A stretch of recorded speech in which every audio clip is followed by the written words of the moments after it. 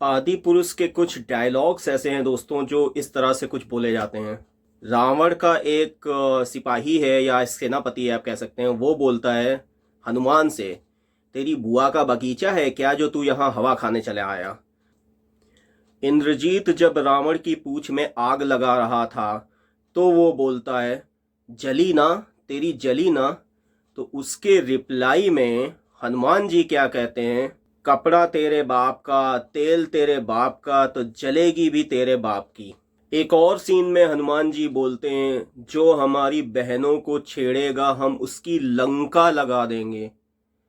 यानी ये अभी लंका लगा देने वाला मॉडर्न डायलॉग जो आजकल के छपरी लोग बोलते हैं वो हनुमान जी से बुलवा लिया गया। मतलब हद हो गई यार। इसके अलावा राम के लिए डायलॉग बोला जाता है, भाग यहाँ से, तू चल भाग यहाँ से। तो भाई क्या था ये कैसी डायलॉग बाजी थी। जो इस फिल्म के मेकर्स हैं उन्होंने क्या सोचा था, क्या सोच के डायलॉग लिखवा लिया। कांति शाह के बी ग्रेड की फिल्मों के डायलॉग से इंस्पायर करवा लिया क्या अपने आप को। खैर इसके अलावा भी और इस मूवी ने जो दर्शकों को शौक दिए हैं वो आपको मैं बताता हूँ डिटेल। जब 8 महीने पहले आदि पुरुष का टीजर रिलीज हुआ था तभी उस टीजर्स में जो इन्होंने दिखाया था, जो रावण का लुक दिखाया था या जो हनुमान का लुक दिखाया था, जो हनुमान की वानर सेना दिखाई थी, उसी टीजर को देखकर जनता ने माथा पकड़ लिया था, हाय तौबा कर ली थी। उसके बाद इतना क्रिटिसिज्म उन लोगों को रिसीव हुआ था कि मेकर्स ने 8 महीने डिले कर दिया और अभी 1 डेढ़ महीने पहले ट्रेलर लॉन्च किया था जिसमें उन्होंने काट छांट करके कुछ चीज़ें अंधेरे में रख के एडिट करके उन्होंने एक ट्रेलर लॉन्च किया और अभी 10 दिन पहले महा ट्रेलर लॉन्च किया था, फाइनल ट्रेलर। तो जनता को ऐसा चालाकी से उस ट्रेलर को दिखाया गया कि जनता को लगा कि वो जो पुरानी चीज़ें वो हटा दी गई हैं और शायद जनता 16 जून को जाएगी फिल्म देखने। खैर भोली वाली जनता है, फिल्म देखने पहुंची भी और उसके बाद पहुंचने के बाद हर 15-20 मिनट के बाद वो अपने माथा पकड़ के बैठ रही थी। मैं भी उन्हीं में से था, मैं देखने पहुंच गया और भाई क्रिंज वाली फीलिंग आने लगी थी। सीरियसली हर एक एक 2-2 मिनट में क्रिंज वाली फीलिंग आने लगी थी। मूवी देखने आप शुरुआत में बैठेंगे तो आपको थोड़ा सा अच्छी अनुभूति आएगी क्योंकि सचेत परंपरा का म्यूज़िक है, अजय अतुल का म्यूज़िक है, पुराने गानों को रिक्रिएट किया गया है। तो आपको लगेगा कि कुछ अच्छा होने वाला है। लेकिन पूरे 3 घंटे की फिल्म में आप हर 5-5 10-10 मिनट पे अपना माथा पीटते रहेंगे क्योंकि ऐसे क्रिंज वर्दी चीज़ें आपको मिलती रहेंगी। बाद एक झटके आपको लगेगा कि ये मॉडर्न ज़माने की फिल्म बना दी है इन लोगों ने। आजकल की जो जनरेशन है 15-20 साल वाली जनरेशन, सभी जनरेशन के सभी लोग नहीं, कुछ ऐसी जनरेशन जो टपोरी कैटेगरी में आती है, जो रील्स की जनरेशन है, जो टिकटॉक की जनरेशन हैं। क्योंकि मूवी में जो डायलॉग दिखाए गए हैं, मूवी में जो कॉस्ट्यूम दिखाई गई है, जो पहनावा दिखाया गया है, मुझे लगता है कि ये जो टिकटॉक वाली जनरेशन है थोड़ी सी, लाख 2 लाख 10 लाख, उसको ये मूवी अट्रैक्ट कर सकती है। लेकिन एक जो मास जनरेशन है जिसमें हम लोग भी आते हैं, 90s के किड्स आते हैं, 80s के आते हैं, और या जो पिछले जनरेशन के अंकल आंटी वगैरह आते हैं, उनको ये फिल्म कतई नहीं पसंद आएगी। वो शौक हो जाएंगे इस मूवी को देख के कि भैया ये देख क्या रहे हैं वो लोग। खैर कहानी इसमें वही मूल कहानी ली गई है वाल्मीकि की रामायण से। कहानी शुरू होती है कैकई माता दशरथ के सामने ये कंडीशन रखती हैं कि राम को वनवास दिया जाए। तो फिर जो राम का लुक हम लोग देखते हैं, भाई यार मूछें हटा लेता तो क्या चला जाता। खैर उसमें एक और बाल कांड वाला जो कहानी का वहाँ पे सीक्वेंस है या पहले का जो सीक्वेंस है उसमें भी राम को मूंछों में दिखाया गया है और वो ऐसा वाइट पोशाक के साथ ऐसा लगता है कि वो जैसे लग रहा है कि जीसस क्राइस्ट हैं इंडियन वर्जन वाले। खैर जंगल में सीता माता का सीन दिखाया जाता है, वहाँ पे रावण आता है अपना एक बिल्कुल साधु के भेष में। अपना सैफ सैफ ने यहाँ पे थोड़ा बहुत डिलीवर किया, उसके बारे में मैं आपको आगे बताऊँगा। तो किडनैपिंग हो जाती है, उसके बाद सिग्नल जाते हैं, मैसेजेस जाते हैं और पूरा लंका पे चढ़ाई होती है, लंकेश पे विजय प्राप्त करने का काम होता है। तो ये कहानी वही पुरानी है, इसमें नया कुछ है नहीं। लेकिन 3 घंटे में इनको पूरी कहानी बनानी थी, तो वो जो एक इतना लंबा महाकाव्य है, इतना एपिक है, वो 3 घंटे में दिखा नहीं सकते। तो उसमें बहुत सारी चीज़ें उन्होंने छोड़ दी हैं। जो थोड़ी थोड़ी चीज़ें थी का नैरेटिव को सेट करने के लिए, वो उन्होंने वहाँ पे डाली है। उसमें 3 घंटे इन लोगों के पूरे हो गए थे।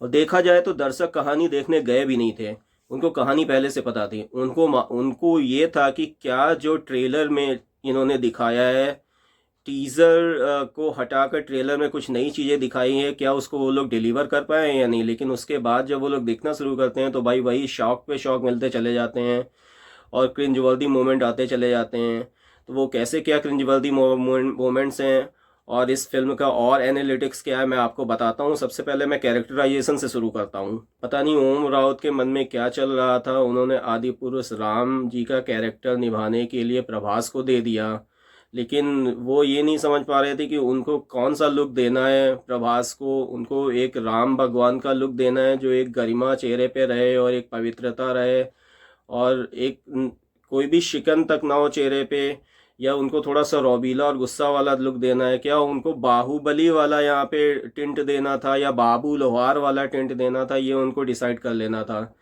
तो एनीवे जो इनका कैरेक्टर है प्रभास का, जो वो आदि पुरुष बने हुए हैं, राम का रूप अपने में लेके चल रहे हैं, तो थोड़ा सा वहाँ पे एटीट्यूड वाला लुक लगता है। वॉक भी उनकी ऐसी है जो बड़ी it's not like that grace and gentle walk that you would say. और जो वो कमांड करते हैं, जो इंस्ट्रक्शन देते हैं, वो चार्जिंग अप लगता है rather than in a graceful manner. So seriously as a viewer you will never convince with a role that is played by Prabhas over hair.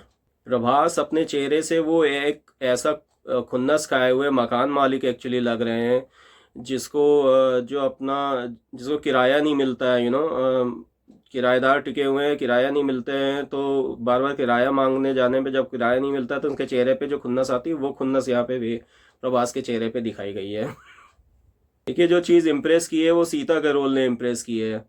Kriti Sanon के चेहरे पे ग्रेस है, उनको चेहरे पे वो एक्सप्रेशंस लाती हैं, वो वेदना वाले एक्सप्रेशन लाती हैं। किडनैप के समय जो उनके चेहरे पे एक्सप्रेशन आते हैं वो आते हैं, और जो उनकी भक्ति भावना है भगवान राम के प्रति वो भी आती है। लेकिन उनको ज़्यादा रोल ही नहीं दिया गया। जितने भी कुछ रोल वहाँ पे वाटिका के हैं, तो कुछ जब किडनैप हो रहा था उनका, उसके रोल हैं। इसके अलावा ज़्यादा रोल उनके हैं नहीं, तो ज़रूरत भी नहीं थी। बट उनको जितने भी रोल और फुटेज मिली हुई है, बस उसमें उनका कैरेक्टर आप एक स्टेबल पाओगे, although not over the top, और रामानंद सागर वाली सीता से कंपेयर नहीं कर सकते, बट थोड़ा बहुत तो अच्छा था वहाँ पे। फिर आते हैं भैया हनुमान पे। ये हनुमान को इन्होंने बहुत ज़्यादा क्रिएटिव लिबर्टी दे दी है। इतना यार, एक तो लुक, टपोरी वाली लैंग्वेज वाली बातें करना, जो हमारी बहनों को छेड़ेगा उसकी लंका लगा दूंगा, बाप का तेरे तेल तेरे बाप का, कपड़े तेरे बाप के, लंका जलेगी तेरी बाप की। यार इस तरह के डायलॉग नहीं लिखवाए जाने चाहिए थे। आप मॉडर्न रामायण बना रहे हो, लेकिन उसका जो मूल एसेंस है वो आपको रखना चाहिए था। तो जो हनुमान की बॉडी लैंग्वेज है, एक तो मैं पहले भी बता दिया कि हनुमान का एक ऐसा स्ट्रेचर डिस्क्राइब किया गया है कि वो काफ़ी लंबे चौड़े कद के इंसान थे। यहाँ पे जो कैरेक्टर निभा रहे हैं उनका हाइट एवरेज है, ज़्यादा उनका हाइट है नहीं, तो वो और ऊपर से ये टपोरी वाली लैंग्वेज उसमें तड़का लगाने का काम करती है, तो आपको लगेगा यार ये मॉडर्न स्लैपस्टिक कोई वर्क यहाँ पे चल रहा है। सैफ अली खान का जो रोल है वो आपको थोड़ा कन्विंसिंग लगेगा।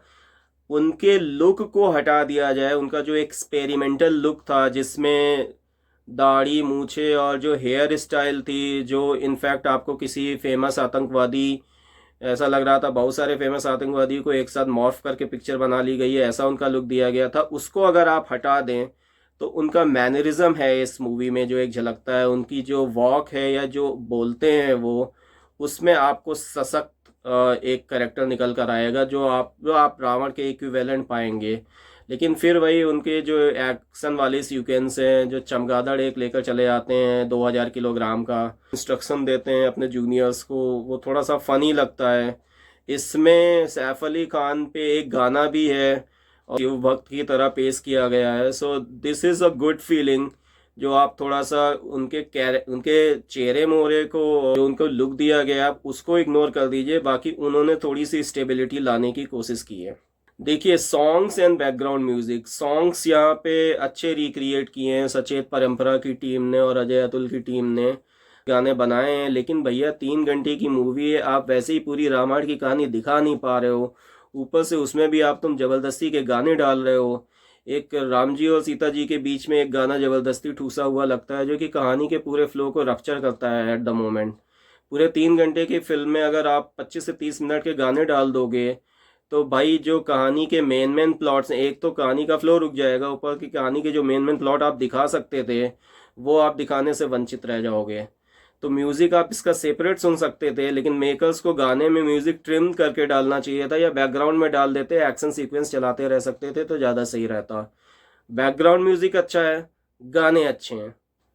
और वापस सीजीआई पे आते हैं तो भाई वही हम लोगों को बेवकूफ़ बनाने का काम इसमें जारी रहा। ट्रेलर में कुछ चीज़ें एडिटेड आउट कर दी थी, डार्क में चीज़ें दिखाई जाने लगी थी, क्योंकि लाइट में सीजीआई का पूरा वर्क काम पता चलने लगता।